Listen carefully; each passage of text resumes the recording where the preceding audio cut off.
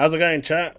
We gotta stop meeting like this late at night. Things are gonna start getting the wrong, people are gonna get the wrong idea. But we have some bit of news that we were covering today in the stream, and some that came straight after the stream that I didn't actually see. So we're gonna go through that in this video real quick. We've got some Banjo, as you can see, some Call of Duty that's coming up. So quite a bit of just little bits of story, and of course, we can't not have The Last of Us coming up again as a remastered, remastered, special edition, remastered kind of. It's getting silly at this point. And now, you know what? Let's just have the drop and get into it.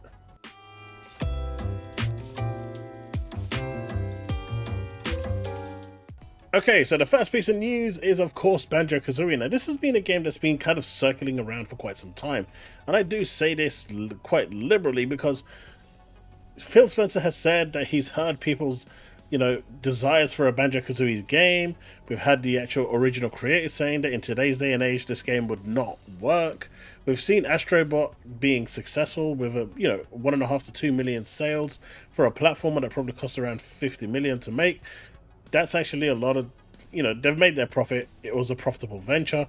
It won many Game of the Year awards. There's no reason why a game like Banjo and Kazooie, which is beloved by many fans, couldn't do the same. And in a recent interview, studio Toys for Bob expressed their enthusiasm for collaborating on a new Banjo Kazooie game following their independence from Activision and Xbox.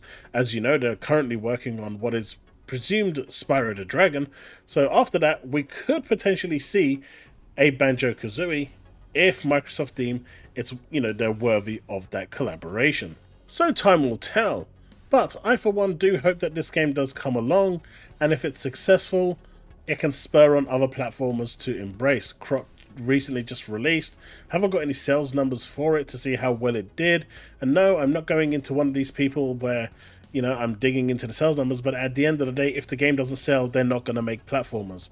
And as we have seen, sometimes when a game has been exiled for so long, a genre has been exiled for so long, when it does arrive, people go absolutely batshit crazy over it because they haven't had it for so long, they've been starved from it. I'm not saying that's the case with Astro, because I did actually genuinely enjoy Astro, but who knows, maybe there is an element of that in there. But I'd love to see more platformers come along in the vein of Banjo and Kazooie, Spyro and more, so we can actually just start enjoying games, the way we used to.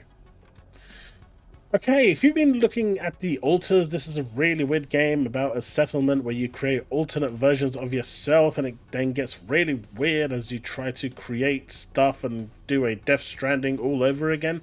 This officially has a release date. I believe it's day one on Game Pass, I think. It might not be, don't hold me to that. But June 13th, 2025 is the release date, so they say save the date and get ready to alternate. And I don't know if this is actually Game Pass, but as you can see here, they finally do have it. And if we click on the clip, just gonna mute this because I don't want to get demonetized. At the end, is there any talk about Game Pass? As you can see here, it's not on Game Pass, so that's fine. Not every game has to be on Game Pass. If you enjoyed this game or this sort of game, definitely check it out. I probably will. There is a lot of building in this game and a lot of settlement stuff, so that's really not my cup of tea. But if enough people want me to try this out, I definitely will check it out. So just let me know in the comment section below how much you really want me to suffer. Okay, so it looks like Snooch and Nooch are arriving in Call of Duty. This was sent to me quite recently, and well, as you can see, the duo is here, recreated in all their glory. And yeah, did we really need this in Call of Duty? Probably not. Even the, Activision have turned around and said that, some of these additions that they're putting into the game are getting silly and it's kind of undermining Call of Duty itself. But hey, at the end of the day, if it's making money, it's going to sell. And they're going to continue doing it. So, Jay and Silent Bob are coming to a Call of Duty near you. Are you excited for this? Will you be picking it up? Let me know in the comment section below and let's have that discussion. Alright, so we have here one big one. Now, I'm probably going to make a separate video on this, but I did want to touch on it in this video. Microsoft and Xbox doubles down on the push for Xbox Play Anywhere when asked about their strategy in the Asian market and indie developers. We believe that by continuing to expand Xbox Play Anywhere, we will be able to grow the ecosystem. Now, in my opinion, if you want to be able to do this at a more accelerated rate, in a more grandiose way where people will take notice, you need to start getting the bigger games on board, not just the first party games. Now, I know that's a lot of money, but the investment that is required for this to truly succeed needs to be made. And whether Microsoft is prepared to do that or not, I'm not quite sure. But I feel like they've kind of got one leg in, one leg out, and they're going with that approach with Play Anywhere. I think it's a phenomenal feature. I think it is one of the most pro-consumer things you can do. And honestly, I love it. This Play Anywhere has enabled me to game a lot more than I would have been able to. So when I actually see games that have Play Anywhere, it's not, it's done. I don't consider buying it on Steam or any other platform. 100% Xbox. As you know, I own all platforms, so I play my games all over the place. Especially the ones that give me the most ease to play. So if Microsoft wants to keep me locked to the Xbox ecosystem, this is the #1 way to do it. Keep that Play Anywhere. My money in all its revenue will go to you to buy the games. They just need to do this with bigger games as well, like the Assassin's Creed Shadows, like the Monster Hunter Wilds. These are really big games where these publishers probably don't want to lose that money. But at the same time, the community has spoken. No one wants to really jump onto Xbox Game Pass PC app in order to play. They're happy to buy their games on Steam, and numbers are showing this. So I don't think they would lose that much money, and the investment from Microsoft shouldn't be that heavy. It's definitely going to be a trial and error, but I hope that they actually do venture down that road, because I do like Xbox Play Anywhere. I think they do need to expand it, and it will help the ecosystem. This is one of their killer features, and it's great. They just need to push it harder.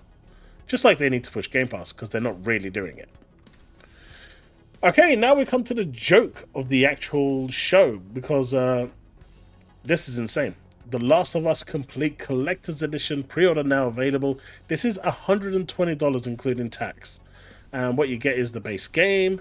You get a comic book, episodes 1 to 4, with new cover art, and 4 postcards. Lithographic art prints.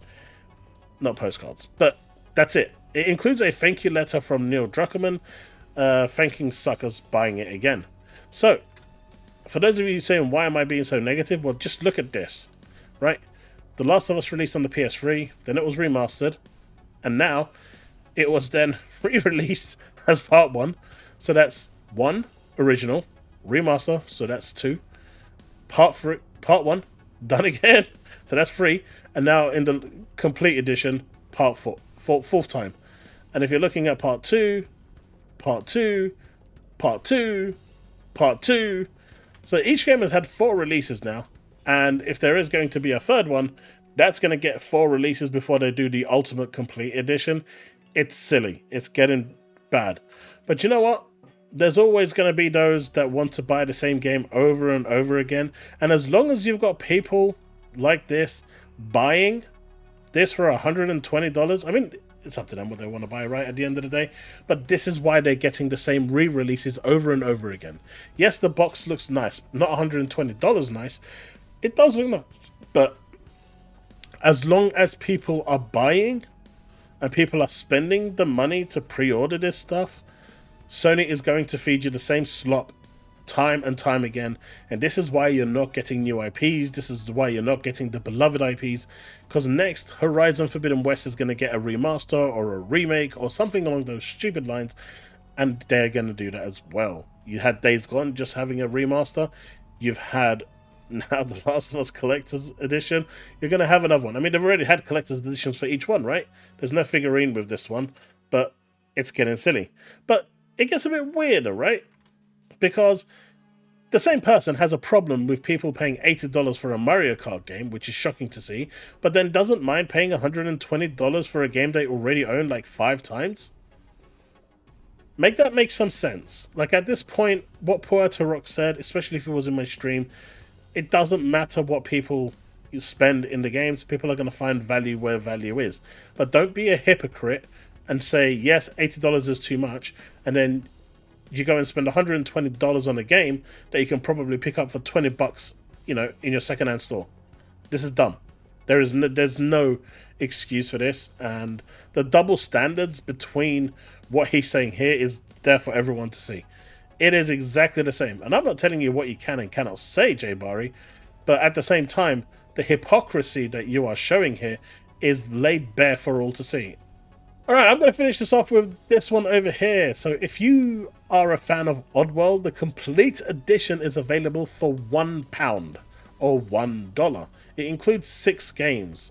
This is a really, really good deal, by the way.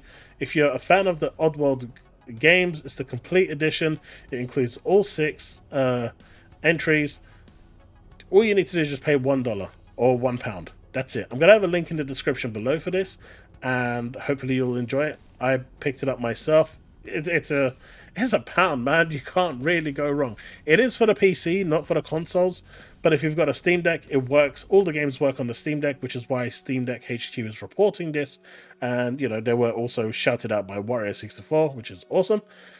But that is crazy, right? That is awesome stuff, and yeah, maybe you'll enjoy it and check it out. But folks, that's the video. Thank you so much for watching. I hope you've enjoyed this video, and I'll see you in the next one. As always, don't forget to like, subscribe, hit that bell to stay up to date with all content I release. If you want to support me further, you can do that through my super thanks or becoming a YouTube member, where you get some cool emotes and a bunch of other stuff like early access to content. Right. See you in the Discord if you choose to join that, or my social media at X if you choose to follow me, or simply, I'll see you when I'm live or in a new video. Peace out, folks, and remain legend.